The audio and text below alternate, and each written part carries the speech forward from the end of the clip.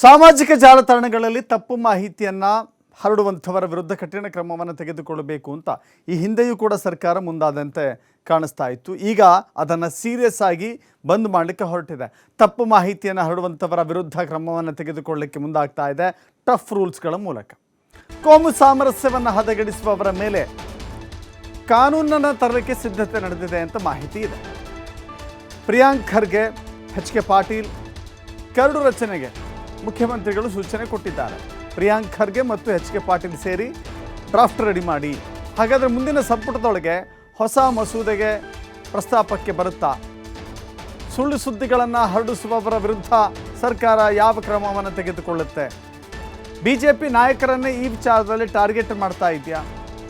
ಕಾಂಗ್ರೆಸ್ ನೇತೃತ್ವದ ಸರ್ಕಾರದಲ್ಲಿ BJP target ಆಗಿದೆಯಾ? ಕರಾವಳಿ ಭಾಗದಲ್ಲಿ ಹೆಚ್ಚು ಅಪಪ್ರಚಾರ ನಡೆಯುತ್ತೆ ಎಂಬ ಆರೋಪ ಇದೆ. ಆರೋಪ ಅಲ್ಲ, ಸತ್ಯ ಅದು. ಈ ಆಧಾರದ ಮೇಲೆ ಹೊಸ ಕಾನೂನನ್ನು ತರಲಿಕ್ಕೆ ಸರ್ಕಾರ ಹೊರಟಿದೆ.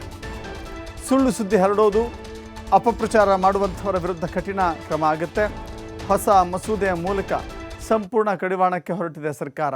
ಭಾರಿ ಕುತೂಹಲವನ್ನು ಕೆರಳಿಸ್ತಾ ಇದೆ ಮುಖ್ಯಮಂತ್ರಿ ಸಿದ್ದರಾಮಯ್ಯ ಅವರ ಹೇಳಿಕೆ.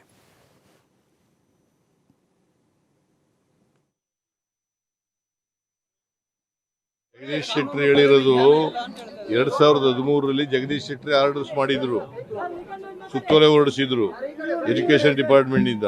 ಯಾಕೆ ಮಾಡಿದ್ರು? ನಾವ್ಯಾವ ಆರ್ಗನೈಸೇಷನ್ಸ್ ಹೇಳಿ ಕೇಳಪ್ಪ, ಇಲ್ಲಿ ನಾವ್ಯಾವ ಆರ್ಗನೈಸೇಷನ್ಸ್ ಹೇಳಿದ್ದೀವಿ?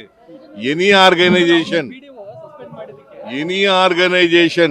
RSS ಅಂತಲೇ ಹೇಳಿಲ್ಲ ನಾವು. ಅವ್ರು ಹೇಳಿರೋದನ್ನೇ ನಾವು ರಿಪೀಟ್ ಮಾಡಿದ್ದೀವಿ. ಅವರು ಮಾಡಿದ್ರೆ ಮಾಡಬಹುದಾ? ನಿನ್ನೆ ಜಗದೀಶ್ ಶೆಟ್ಟರ್ ಹೇಳಿದ್ದಾರೆ, ಎಜುಕೇಶನ್ ಡಿಪಾರ್ಟ್ಮೆಂಟ್ ಹೇಳಿರೋದು ನಾನು ಹೇಳಿಲ್ಲ ಅಂತ.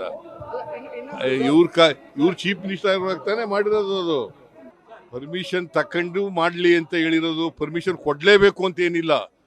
It depend upon the law and order situation. Jagadish Shettar ಹೇಳಿರೋದು 2013ರಲ್ಲಿ ಜಗದೀಶ್ ಶೆಟ್ಟರ್ ಆರ್ಡರ್ಸ್ ಮಾಡಿದ್ರು, ಸುತ್ತೋಲೆ ಹೊರಡಿಸಿದ್ರು ಎಜುಕೇಶನ್ ಡಿಪಾರ್ಟ್ಮೆಂಟ್ ಇಂದ. ಯಾಕೆ ಮಾಡಿದ್ರು? ನಾವ್ಯಾವ ಆರ್ಗನೈಸೇಷನ್ಸ್ ಹೇಳಿ ಕೇಳಪ್ಪ, ಇಲ್ಲಿ ನಾವ್ಯಾವ ಆರ್ಗನೈಸೇಷನ್ಸ್ ಹೇಳಿದ್ದೀವಿ? ಎನಿ ಆರ್ಗನೈಸೇಷನ್ RSS ಅಂತಲೇ ಹೇಳಿಲ್ಲ ನಾವು. ಅವ್ರು ಹೇಳಿರೋದನ್ನೇ ನಾವು ರಿಪೀಟ್ ಮಾಡಿದ್ದೀವಿ.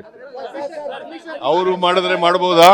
ನಿನ್ನೆ ಜಗದೀಶ್ ಶೆಟ್ಟರ್ ಹೇಳಿದ್ದಾರೆ, ಎಜುಕೇಶನ್ ಡಿಪಾರ್ಟ್ಮೆಂಟ್ ಹೇಳಿರೋದು ನಾನು ಹೇಳಿಲ್ಲ ಅಂತ. ಇವ್ರ ಚೀಫ್ ಮಿನಿಸ್ಟರ್